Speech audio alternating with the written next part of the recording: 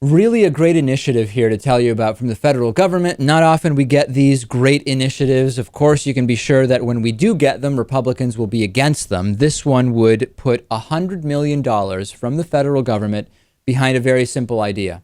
SNAP benefits, food stamps, right? When they're used to buy local fruits and vegetables, the value increases, sometimes as much as to double the value. So you might have $10 in food stamps that you could use in the grocery store, buy processed foods, whatever you want. You go to the local farmer's market, instead of being able to buy $10 of grocery store food, you can buy, potentially, $20 of local fruits and vegetables. This is such a simple and good idea, Lewis, on so many levels. First and foremost, we have to remember that in general, when you are on food stamps, typically you need to stretch the calories per dollar. What types of food provide the most calories per dollar? Foods that are processed and foods that are subsidized with things like corn, high fructose corn syrup, etc.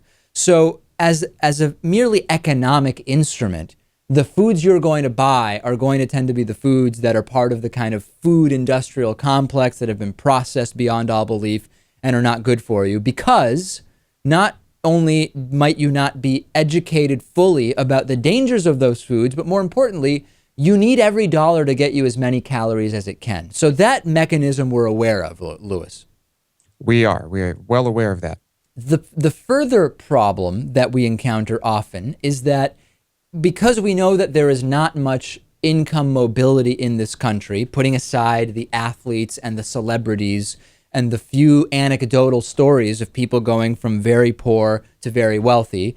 In general, if you're not in a situation with much income mobility, it's likely that your parents and their parents also have a food culture that tends to go to what is the cheapest per calorie. So you may not even really understand the concept of, oh, here's how you integrate fresh vegetables into your meals. Here's why you would want to do that.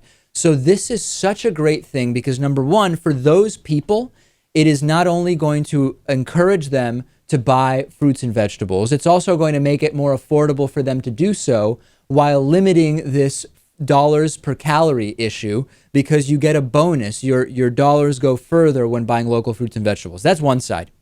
But the other side is that you're stimulating the local growers and the local economy rather than Kraft Foods or Nabisco or whoever is offering you the processed boxed food that you would be buying.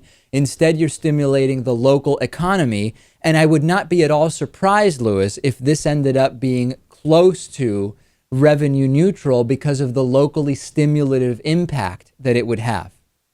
Agreed. Unfortunately, I think you're still going to have people who live in areas where they might not even have access to local fruits and vegetables. Of course. Because of where they live, because they might not have cars. But overall, I think this is a great idea.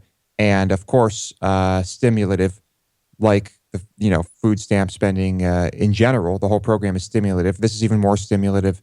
And it's a great idea. And Lewis, there are areas where, in spite of having the financial means to get fresh produce, people still are not because they don't have it available. So not always will just having the means make you say, oh, you know what? It makes more sense to buy this instead of that. It makes more sense to go to the local deli than it does to go to the chain restaurant that is deep frying everything and shipping it in from halfway across the country, frozen for 2 weeks. This is a good thing, and everything about this is absolutely positive.